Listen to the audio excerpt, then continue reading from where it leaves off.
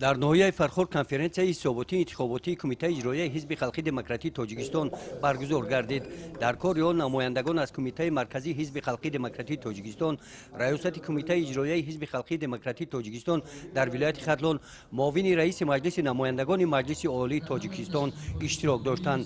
рӯзномаи конференсия оид ба ҷанбасти натиҷаҳои фаъолияти кумитаи иҷроияи ҳизби халқи демократии тоҷикистон дар ноҳияи фархор аз моҳи июли соли 2022 то моҳи сентябри соли 2024 ва вазифаҳо барои фаъолияти минбаъда мавриди баррасӣ қарор дода шуд. раиси кумитаи иҷроияи ҳизби халқи демократии тоҷикистон дар ноҳияи фархор муҳаммад валӣ иброз доштанд, ки ҳизби халқи демократии тоҷикистон дар ҳаёти сиёсиву иҷтимоии шаҳрвандони тоҷикистон нақши муассир дорад. он дар ташаккули фарҳанги сиёсӣ ва худшиносиву худогоҳии мардум нақши сазовор мегузорад.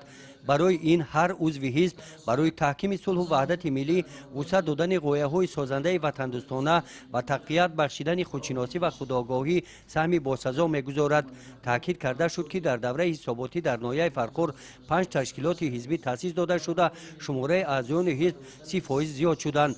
ҳамзамон аз ҷониби вакилони шаҳриву ноҳиявии ҳизб ва ташкилотҳои ибтидоӣ ба 350 нафар сокинони ноҳияи фархор кӯмаки моддӣ расониданд. иброз гардид, ки кумитаи иҷроияи ҳизби халқи демократии тоҷикистон дар ноҳияи фархор нақша дорад, ки дар фаъолияти минбаъда ва соли оянда тибқи талаботи оинномаи ҳизб дар ташкилоти ҳизбӣ барои баландбардоштани савияи дониши сиёсӣ ва маърифати ҳуқуқи аъзоёни ҳизб соатҳои сиёсӣ баргузор намояд.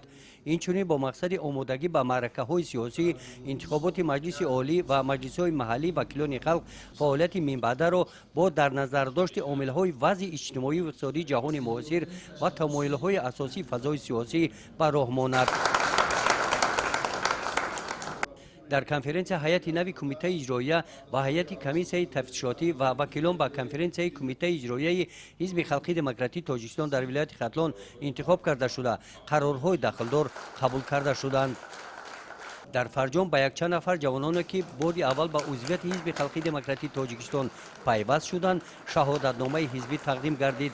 ҳамзамон якчанд кумитаву ташкилотҳои ҳизбӣ, ки дар амалигардонии барномаҳои ҳизби халқи демократии тоҷикистон саҳм гузоштанд, бо ифтихорномаҳои кумитаи иҷроияи ҳизби халқи демократии тоҷикистон дар ноҳияи фархор қадрдонӣ гардиданд.